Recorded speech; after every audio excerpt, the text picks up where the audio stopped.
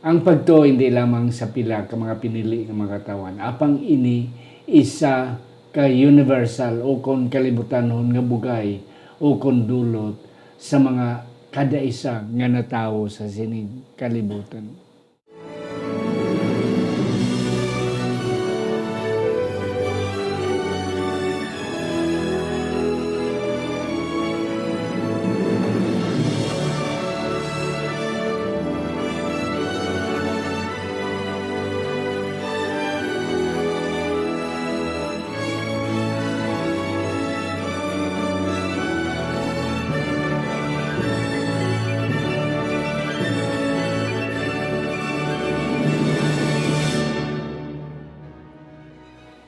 Ang pagtuon sumong semanal nga pag-usisa, pag-review o kon pagtuon sa atong leksyon sa eskwela sa Batika.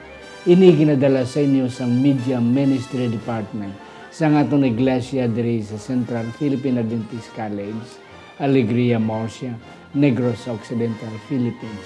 Ini isa ka Ilonggo o kon Hiligaynon nga version sa aton weekly Sabbath School lesson. Si Pastor Luisito Tomado ang inyong masunsun nga host. Kag sa sining ation, ari ang aton duha ka mga guest, ang aton duha ka mga resource persons. Ang una na akong pakilala sa inyo, permina ninyo gini siya mabati Andre. Wala sang iban si Engineer Frederick Linatan. Isa siya ka maestro o kon professors sa aton School of Engineering and Technology diri mga kauturan sa CPIC. Isa siya ka engineer mga kauturan, electronic engineer. Sir Fred, mayong adlaw sa inyo. Mayong adlaw, Pastor. Salamat naman sa inyong nakagyunan sa liwat na makapakig-upod kami, liwat sa inyo sa pagtuon. Pag gusto man akong tamyawon ang mga kauturan dira sa issue kawayan. Salamat sa inyo na baton sa amon sa nagligad na simana sa amon na pagsimbagra. Mayong adlaw sa tanan. Yes, salamat kita, engineer, mga kauturan. Ang ikadua nga akong pakilala sa inyo, si Sir Matt Legrea, originally from Calinog, province of Iloilo. Ari siya diri kay nagahinga po siya sa iyang pag-eskwela sa aton School of Theology diri sa CPIC. One day, ato na may balaan siya ordinado ng pastor. Yes, Sir Matt, mayong adlaw. Mayong adlaw, Pastor. Mayong adlaw man, Sir. Mayong adlaw sa aton nga mga kauturan, kag mga kaabyanan nga nagasubaybay sa sini nga programa. Kabay nga ang presensya sang Ginoo magapatunga sa aton samtang kita magatuon, mabless kita sa mga leksyon, at the same time mahimaya naton ang aton buhi nga Dios. Yes, and that's correct. Mga kauturan, ari na kita sa lesson 9, the source of life, ang ginhalinan sang kabuhi. Para ini sa Nobyembre 24, tubtob, Nobyembre 30. Ato na naidukong aton mga ulo sa pagpangamuyo. Sa sinigation, yari kami Ginoo nagapalapit sa imo. Amon ini ginatugyan nga pagtuon, kabay pangang balaan nga espiritu, amugid ang magapanagiya. Hindi lamang sa amon nga tatlo nga exchange ideas kag mga insights mga Ginoo, kundi upod man ipagpakamayo man ang amon mga tumalanaw kag mga nagapalamati sa sini nga programa sang ngalan ni Ginoong Hesus nga amon manunubos. Amen. Yes, Sir Matt, ang aton sadsaran nga teksto. So, ang aton nga sadsaran nga teksto makita naton sa sinulatan ni Juan kapitulo 14 bersikulo 6 nga nagasiling, si Jesus nagsiling sa iya, ako amo ang dalan kag ang kamatuoran kag ang kabuhi. Walay nagaabot sa amay kundi paagi sa akon. Yes, and that's correct. Mga kauturan, the source of life, Sir Fred and Sir Matt, ang ari na kita sa lesson 9. Sa naligad ng mga walo ka mga sinemana, ato na tunaan ang pagka-Diyos ni Kristo sa iyang human form, sa iyang pagkatawan. Pinagi sa mga Old Testament nga prediction or prophecy, pinagi sa testimonies sa mga katawhan, kag pinagi sa signs and miracles. Karon nga si mana ako na tulupangdan nga tuntunan is from the horse mouth. in other words, from Jesus himself. Kaya ti ang aton nga introduction diri, am I am gali, I am. Ako, ako. Yes. So, amo ni siya ang aton nga direksyon sa aton nga pagtuon nga. Aton naman matalupangdan nga ang pagka Diyos, the Christology of Christ in humanity, in human form. Kaya na-incarnate siya sa diri sa kalibutan para pagluwas sa aton. Yes, Sir Matt, ano pagid ang aton natalupangdan? So, nabalaan naton Dok kag sir nga sa Old Testament may nagpakita nga Dios kay Moses nga naghambal siya nga ako amo ako I am. So gingamit man ini Jesus nga phrase I am nga ginalink ni Jesus Christ ang iyak ug galingon didto sa Dios nga nagpakita sa kay Moses nga to. So ang phrase nga I am nga gingamit ni Jesus nga ini hindi lang ini siya wala lang ini siya naga-speak about sa nga naga-exist si Jesus Christ kundi nga siya gid ang tanan ako to hambal ni Jesus ina. So ang aton nga key text lang hambal ang ako ang mo ang dalan ako amo ang kabuhi, ang kamatuoran kag ako ang kabuhi. So kung maglakat kita sa dalan nga ina sa kay Jesus, tudloan niya kita sang tawag nga kamatuoran nga magadalagid sa aton sa inang kabuhi nga wala sing katubtuban. Yes. Yes, Sir Fred, ano pagid ang Yes, Pastor. sa Salamat introduction? sa ginkuan man ni Sir Matt, no. Ang ato na leksyon sa nagligad, iskan pa sa mga nagligad, naga-point out gid mismo si Juan na si Kristo anak sang Dios. Kag ang mga katawhan, mga Israelinhon, nag-expectar sila sang isa ka Mesiyas. Kag nag-abot si Kristo, kag diri siya nag-ako na sa ginhambal mo pastor na siya mismo na ang nagsiling na ako amo ang ako. Kag sa teksto naton nagapakita ini na siya ang dalan, ang kamaturan kag kabuhi. Nagapakita sini sa ato na leksyon mga kauturan na wala na sang iban kung ang mga Israelinhon to nagunong na of the God of the Father, si Kristo nagpakilala na amo ako. Ginamin sini kay lain ang gina-expectar based ang mga Hudiyo. So gina-emphasize ni Kristo mismo na ako amo sini. Kag ngato na lesson nagapakita na si Kristo wala na sang iban na dalan kundi siya mismo ang And that's correct. Okay. Before kita magkadto sa Domingo, Sir Matt and Sir Fred, kanami ito sa imo punto kay na sa panahon ni Moses, nagpakita siya dito. Nabatian ng tingog, nagpakita pinagi sa kalayo, burning bush. Kung sa simple nga ilonggo, I am that I am, ako amo ato. Amalon nga ako to. Ako to. Ti amo man ni siya sa aton nga leksyon karon. Ako to. Paghambal, pagpamangkot sa iyang mga disciples, pagpamangkot sa mga katawan, pagpamangkot sa mga Hudiyo, ako to. Yes. Sa Sunday, in Him was life. Ang isa ka punto diri nga ang life bala wala gid wala kun wala light. Kinanglan may light, may kahay, may kapawa, may kasanag para nga may life. Yes, Sir Matt. So kanami diri Dok sa aton nga lesson nga ang kabuhi kinanglan masanag man. Kay tikon ang kabuhi mo madulom daw wala mambakab lang nga wala sang purpose, wala ka sang goal, wala ka sang tinutoy, wala ka kabalo kundi ka makadto. Pero ang title niya si Doc is In Him Was Life, no nga gambal bala nga hindi lang si Jesus Christ ang source of life kundi nga siya gid mismo amo ang kabuhi. So ang basahon ubla diri Doc ang statement nga bala because he has life within himself, he can lay down his life and take it again. So nahimo niya ina nga bisan pa nga in human form na patay siya pero ginkuha niya na restore niya ang iya nga kabuhi because sa iya ang kabuhi kag siya ang kabuhi. So ang next diri nga statement, and because he has life within, he can give life to whom he will. So meaning Doc, hindi lang ni para sa iban nga mga relihiyoso, hindi lang ni para sa mga religious elite nga tawo ang life nga ini kundi nga sa tagsa ka tawo nga gusto magkaangkon sini. Kay ara siya ang life. Ara siya ang life oo. So ang pamangkot gusto mo man bala nga makaangkon sini nga kabuhi. Namian ko bala sa may John 3:16 ang word nga whoever. O ang bisan sino whosoever will. So si Jesus Christ naga-offer sa aton sang inang kabuhi, siya nagasustain sa sina nga kabuhi pero kinahanglan naton nga pilion nga batunon inang kabuhi sa kabuhi. Yes, and that's correct. Kay ara na sa statement ni John nga nagsulat sining libro sa Juan nga ako ang dalan, ang kabuhi kag kamaturan. Yes, sir. So makita nato na gina-emphasize na gini Kristo na gina-offer niya ang kabuhi, the everlasting life. Kag isa na ko nakita diri na ang ining kabuhi na ginatanyag niya nagakonektar ni siya sa ato na kaluwasan. And also it points not only ordinary na kabuhi kundi everlasting life.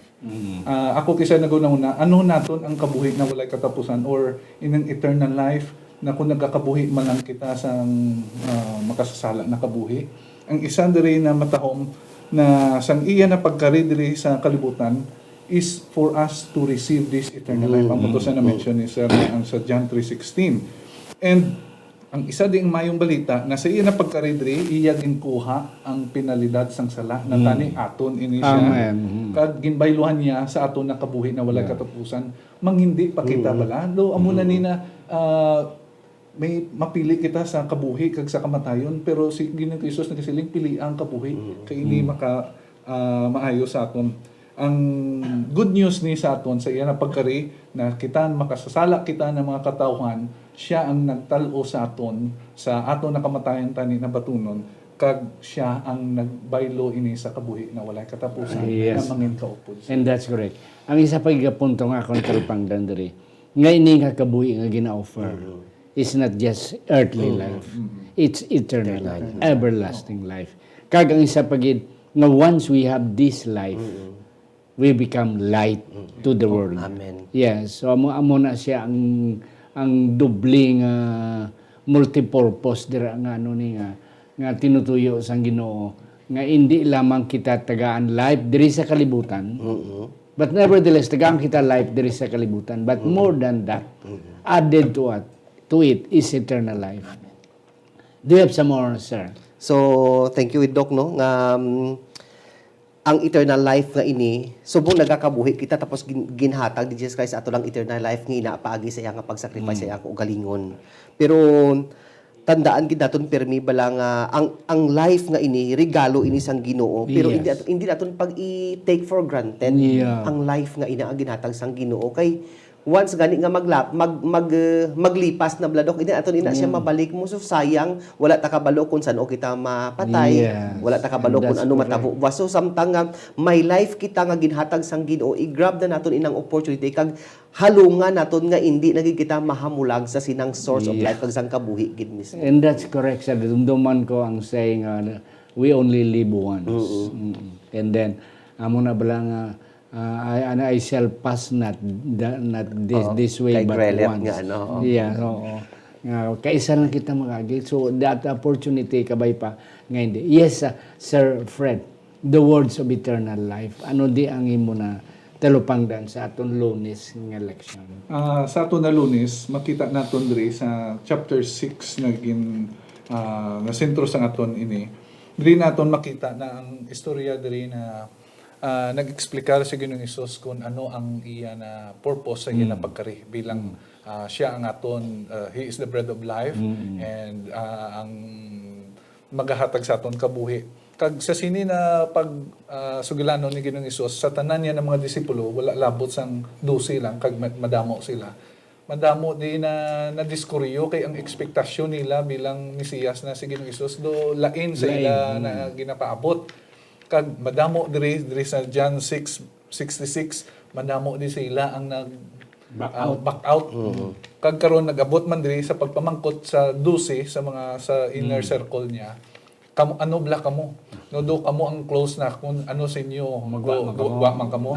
Diri ang matahom na sabat ni Ginoong Hesus ni Pedro na why kami Ginoo kung maglakat man kami din man kami makadto. Kay ikaw ang ara sa imo ang pulong sang kabuhi. So isa na diri na magapakita sa aton that this eternal life also brings salvation and meaning.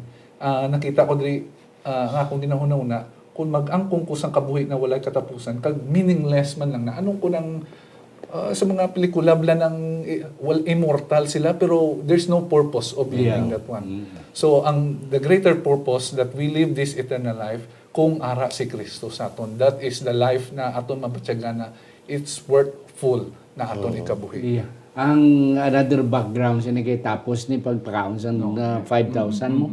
Oh, dayon nagkadto si Jesus sa templo the following day. Dito tinakilala siya sa kadaman niya. Siya na ang nagpakaon sa amon. Later on, Jesus explained to them, nga ang iyang tuyo is not physical food. Kag sinya ina nga tinapay, ako na. I am the bread of life. Ti pagkabati isang mga katawan, ay daw lain niya, daw napulo sila, daw nag-set a box sila nga, ay daw hindi ako kay ang amon niya ginapaabot nga hari na, tsansa na ni, nga amon hari ni, amon Mesiyas, snap lang siya finger, may ara na yung pagkaon, mga soldado. Hindi na nato ni dalaan pagkaon sa battlefield. Kaya dito, i-click of a second, ara na. And then, amo na, many turn their back. Di mamangkot ni Jesus. Di kamuya nga mga dusi. Malakat mo. Kanami isang siling ni Pedro. Ginuuti, kung malakat kami, din pa kami makanto. Sir Matt. So, thank you, Doc. No, thank you, sir. So, the words of eternal life. So, ang words nga ini, maybe, nag-refer ini sa mga promisa ni Jesus Christ, pero daw medyo ginpadalman-dalman ko bala, Doc, nga ang words nga ini, nag-refer gin ini sa iya ko galingon niya. The words of eternal life. Kay si Jesus Christ, amo ang word nga na-incarnate mo, John 1:1, di ba? Ang logos. Ang logos siya, ang word nga ini. So, meaning to say, no, ang words nga ini, nga, is the extension of His being. So, meaning to say, to receive His words, is to receive Himself. Yeah. No, kung batunon mo ang pulong sang Ginoo, ginabatod mo man siya kag kun once nga ginbatod mo na siya sa imo nga kabuhi, nagasulod ikaw sa ginatawag nga isa ka relasyon sa tawo o kon sa being nga source of life kag ang kabuhi mismo. Yeah. So kanami ibladok nga kay amo to gani ambal ni Pedro bala nga tidin pa kami makadto kun magpalayo kami sa imo kay ikaw ang kabuhi mo. So gintan-aw na kondok sa may Greek, no, ang word ba lang nga exo o kon I am, ang you have the words of life nga ini, ang Isaya gali ka translation sa G2192 is I am. So magambal diri you have the words of life, pwede to matranslate I am the words of eternal life, ako gid siya mismo. So meaning to say sa aton nga pagpangabuhi, only in Jesus can true life be found. Wala na gid sang iban kita nga pangitaan. Of all the 12 disciples, si Pedro amo ang daw medyo bukal kag medyo hindi man sila nga bright pero daw may extra kan bala siya age sa iban nga mga disciples nga naka-discern siya. Amo ganang sabat ya nga ti kun din ba kami makanto abi kay ti ikaw ya amo ang may pulong sa kabuhi, the word of life. Ti amo na ang ano ni ang punto. Yeah, Sir Fred, sa Tuesday, believing in new birth. Yeah, ari naman, bag-o nga kabuhi. Diri naton makita na kung balik ko sa ginpamangkot ni Ginisus kay Pedro, ginpa-decide si Pedro, ginpapili siya kung batunon niya ba si Kristo kung hindi. So, na-realize niya na life is important. Life with Christ is important. So, diri naton makita na sa ato na pagtuo, magadulong ini sang ato na bag-o na kinabuhi. Diri sa ato na lesson, may proseso ni siya na ginpakita diri sa chapter 1 verses 12 and 13 nagasiling diri una aton siya batunon agud na aton siya bangod nagtuo kita sa iya. So, isa naton tan-awon na sa kabuhi sa mga disipulo, ila na posible kay mga baguhan pa man ni sila, may mga defekto pa ni sila. Once na experience nila si Ginoong Hesus, na sa ila na pag-upod, dra nag-start ang ila na journey with Jesus. Kag dra nila nagkilala siya. Kag ay kadua diri, He gives us authority of power to become God's children. Na sa aton diri na kung kita baton sa iya, we have the right to become the children of God. Sino ni sila? Ato ang mga nagatuo. Dili naton makita na kita mismo, amo ning ginakwanta abda, may role block kita sa ato na kaluwasan, ato na leksyon nagapakita man na may ara kita bahin, kundi amo ang pagbaton sa o kon ang pagtuo naton sa kay Ginoong Hesus sa pagbaton. That's nice. Sir Matt, last time sa nagligan nga leksyon, na hindi ko ginmalipatan ang imong punto about belief and believing or believes. Yeah. Ang believing is an action word. Belief is a noun. Yeah. So, believing is action. and then doing, and then new birth. Yes, Sir Matt. Can you explain further? So, maghambangay kita nga believing, action word, verb siya, it always result to a new birth. Kung wala pa na transform ang imo nga kabuhi, dok, meaning wala kaya nagtuo. Kaya ang pagtuo, kung imo naton nga subject lang siya, nga noun siya. So, wala sa transformation, mabelief lang siya. No, sa English, belief Diri lang siya sa aton nga huna-una. So, wala sang transformation nga matabo. So, nami sang title, believing a new birth. Kaya ang believe naton nga may action lang nga ina, ang action word nga ina, naga-result ini sa bagong pagkatawo. So, hindi lang ini siya ang buot silingon sa aton lesson. Hindi lang siya sa belief nga isa ka simple lang bala nga mental assent. Pero ang belief nga ini nga ginahambal diri isa ini ka transformative trust nga naga-lead sa aton sa bagong kabuhi amuning bagong ang new birth nga ini. So kung new birth, salvation na ina siya, Dok. Yes. So ang salvation doon sa daw ma-misinterpret naton bala ang salvation nga ini. Pero ang salvation isa ini siya ka regalo libre nga ginhatag sang Ginoo sa aton, pero naga-require ini sa sang aton active participation. Yep. Kung ginbaton mo ang salvation, result sa sinaya active participation. Meaning to say, bala nga ang imo nga kabuhi ongoing, may commitment ikaw to living in accordance with the will of God. Yep. So kung wala kayo nagkabuhi, meaning wala mo pagituod-tuod na baton ang salvation.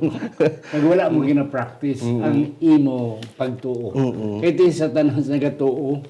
Satanas mismo nagatuo, pero Wala wala gatuman. iya ginatuman.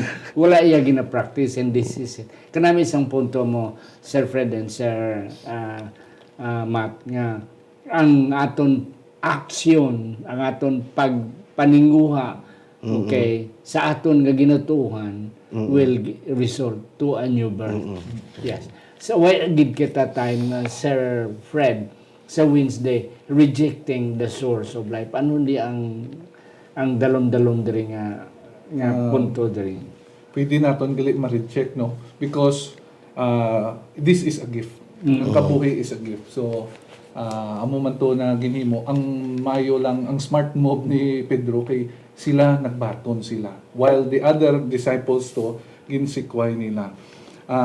Di nagapakita na sa rason nga wala sila nagtuo sa iya, bangod wala nila ginasaligan ang iyang napulong. Diri naton makita Christ was rejected because people did not accept His word.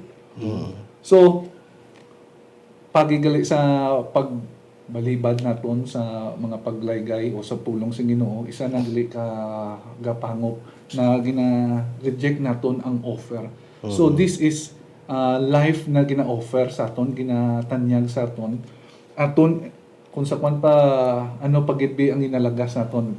Kita gani diri sa kalibutan, gusto naton maglawig ang kabuhi naton, mag-extend kita to enjoy how much more the gift of God, which is not diri lang dutanon, but labi pa. So, it will be our choice na sa ulihin adlaw, we will determine our destination. But God wants us to choose Him, to choose life.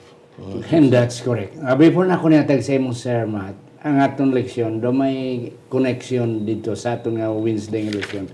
Do may connection dito sa Garden sang Eden sa panahon ni Adan kang Eva. When we started to doubt sa pagsugod nila sa ang doubt sa ilonggo pag duwa-duha na dibisan si Thomas kanin nagduwa-duwa man unless nga I will touch.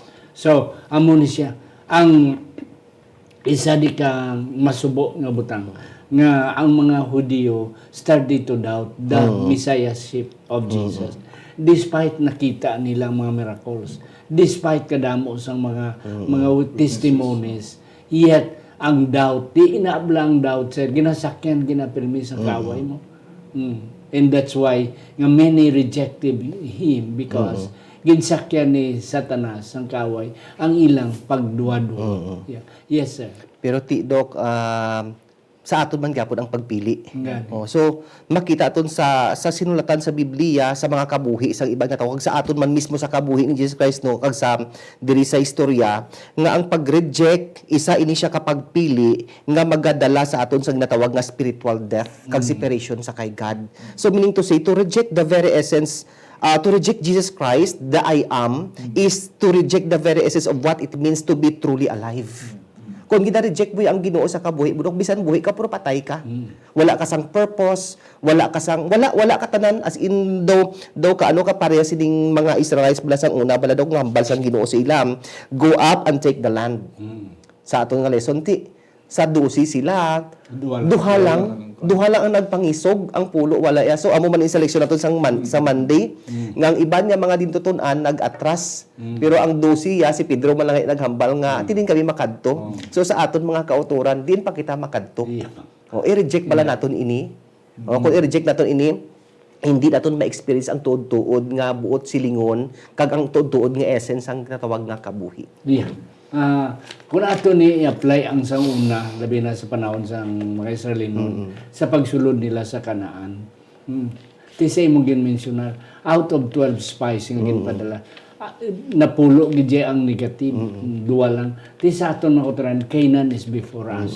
Kabay pa nga hindi kita magpangduwa-duwa because it is Christ Himself nga nagasiling sulod na kamo sa akon. Pastor, Yes, may dugang nakita naton Raymond sa atong storya sa Kanaan. Ang ila pagduwa-duwa nagresulta or halin ni siya sa ila na perception la. So may mga standard man sila mga dalagko to sila ti kita gagmay.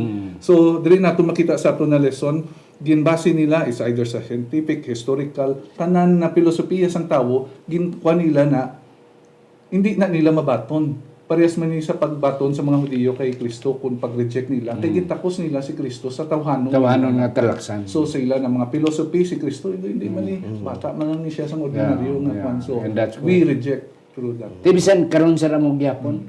Tungod sa ano na inang artificial intelligence, the more nga kadamo na gid sa mga young people subong daw wala hindi na why na gid ang kwan because sa ilang standard to be a Christian, to be in the church is somewhat unacceptable.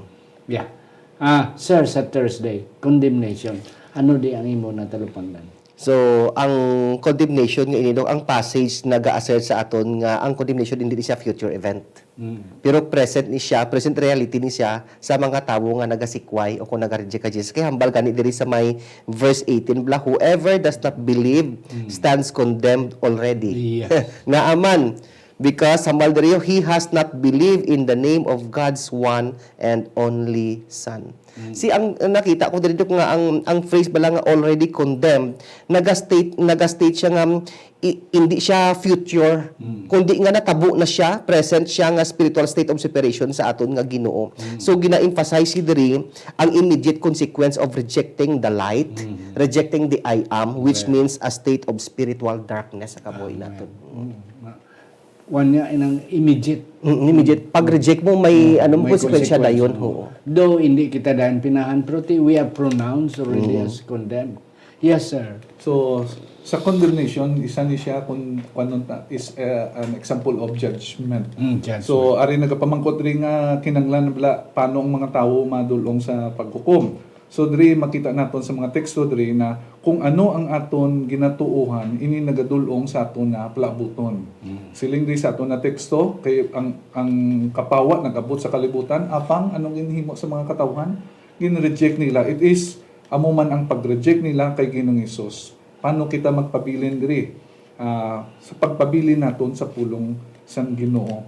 Kay kung kita magapabilin lamang kay Ginoong Hesus ang ini mga kalibutanon na mga butang niya umalagi lang we will enjoy ang kabuhi na walay katapusan pero ang in opposite makita naton ang kaaway nagapanghingaw pangkuan man paningkamot man na madamo man ang magpili sa diri lang tayo sa dunom because of the result also of condemnation. Yeah. Ina ba lang ginatawag sa Tagalog nga kung kung gusto maraming paraan. Kung ayaw maraming dahilan. And that's the point. Kanami diri sa atong leksyon nga ginsulat sa atong author. Akong basahon sa English. The rejection of Christ, Jesus Christ, the light of the world, leaves us open to doubt. Okay? And to the temptation of the devil, it is to turn from light to darkness. Basta magsugod na gani kita pang duwa-duwa sakyan kita dayon Yes, sa kay ikaw. iba. Yeah. Wala na kita panahon mga kauturan, pero kami nagapati nga, we have given you the best that we can get from our lesson this week. Ako na ang pagkabayon una si Sir Matt, sang iyang last word, and then eventually si Engineer Frederick Linatan. So, belief in Jesus nag-offer sa aton doksang freedom from condemnation, while rejecting Jesus, rejecting the I am, nagaresulta sa sagdatawag nga state of spiritual separation and judgment. So, the choice between light and darkness, the choice between faith and unbelief is presented as a pivotal decision with profound spiritual consequences. So, the question is, sino imo pilion? No, mga kautoran, ang pagpili nagapabilin sa imo kag sa aton sa Yeah, ara sa imo. Kag sa akon. Yes, Sir Fred. Kag ang matahong na sa batda sa pamangkon ni Sir Matt, there is only one way, and Jesus is that way. Yeah. So si Kristo nagapasiguro sa aton na kung kita magapabilin sa iya sa pagtuo, kita man nagasalig sa aton na Ginoo. To know Christ is to know Him, that He is the way, the truth, and the life. Yes, and that's correct. Ako amo ang kabuhi, I am life. Kag ina nga kabuhi ginhatag sang Ginoo sa aton to enjoy while kiari kita sa duta, but that life will lead us to eternal life. Kag ina nga kabuhi, while we are here in this world, we have the responsibility to be a light, because life without light is dead. Okay? Because life produces life. Mga kauturan, kabay pa nga, aton pagwa ang aton kapawa, ang aton kahayag sa mga katawan, because we have life that is given by Christ, and that life will lead us to life eternal. Sa hindi pa si Sir Fred pangamuyo mga kauturan, ako na pasalamatan liwat ini ang aton nga mga sponsors, ang mga mag-asawa Ido and Fimi Don Vandes, ang mag-asawa Dr. Erwin and Dr. Ruda Hardinico, ang mag-asawa Elder Herbert and Ma'am Evelyn Tamoni, si Sir Alex Federo and Ma'am Jenna Federo, ang mag-asawa Pastor Phil and Marlene Peregrino, ang mag-ulutod Jimmy Trino and Anile Trino Perdido, ang mag-asawa Junjun and Goldie Joligi Jr., Dr.